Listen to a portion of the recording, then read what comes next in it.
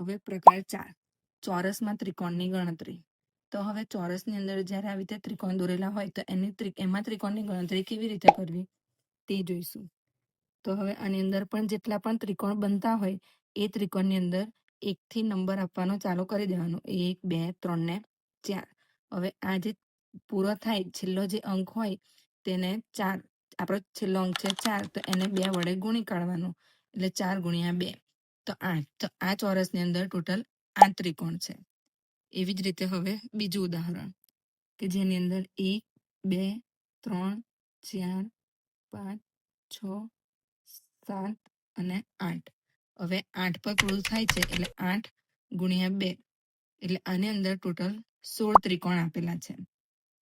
હવે આ ઉદાહરણ છે કે જેની અંદર એક નાનું ચોરસ છે અને મુખ્ય મોટું ચોરસ છે. હવે એની અંદર આપણે ત્રિકોણની ગણતરી કેવી રીતે કરવી તે. તો આપણે નાના ચોરસથી ચાલુ કરવાનું. તો 1 2 3 4 5 6 7 8. હવે આ જે નાના ચોરસ છે તેની અંદર જે લખવાના હતા અંક તે લખવાના પૂરા થયા. હવે તેની જ સાથે સાથે મોટાની અંદર ચાલુ કરવાનું. તો 8 પછી 9 10 11 12 13 14 15 16. હવે 16 પૂરા થયા એટલે 16 ગુણ્યા 2. 16 ગુણ્યા 2 બરાબર 32.